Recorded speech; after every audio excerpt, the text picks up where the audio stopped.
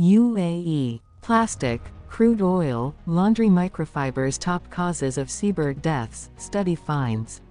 Nearly 13% of seabirds found along the country's shores had ingested marine pollutants, including plastic debris, crude oil, tar balls, and even microfibers from laundry waste, a new study revealed.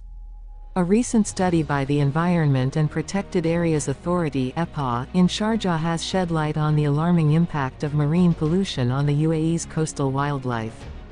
The study found that over 11% of the examined seabirds had ingested marine debris, while nearly 2% were found with traces of crude oil or tar balls in their digestive systems.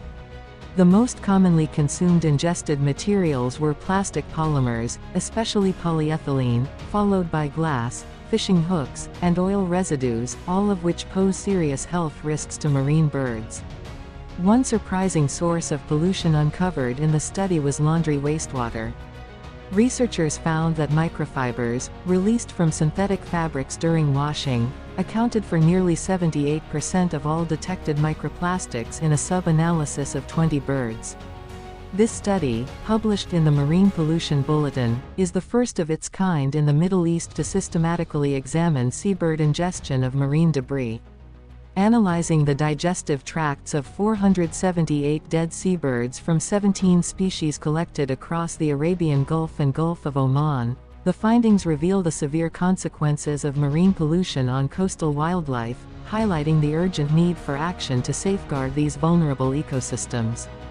This study lays the scientific foundation for long-term monitoring of marine waste impacts, said Hannah Saif Al-Sawaidi, chairperson of EPA.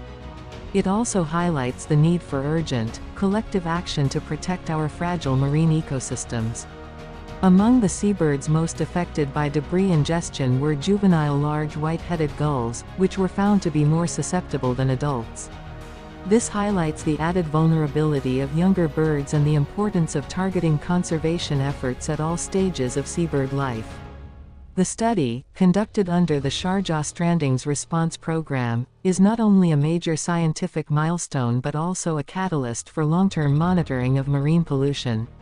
Researchers say the data will help inform evidence-based conservation strategies and support environmental policy development not just in the UAE, but across the Gulf. In 2023, the EPA successfully released 158 rehabilitated seabirds back into the wild at Al Hira Beach in Sharjah. These birds, rescued from various coastal areas, were thoroughly examined, treated, and rehabilitated by qualified veterinarians.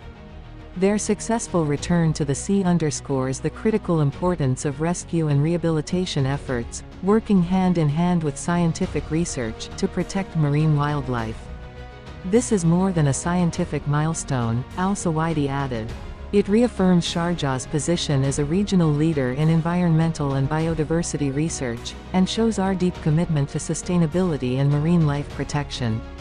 The timing of the findings could not be more urgent.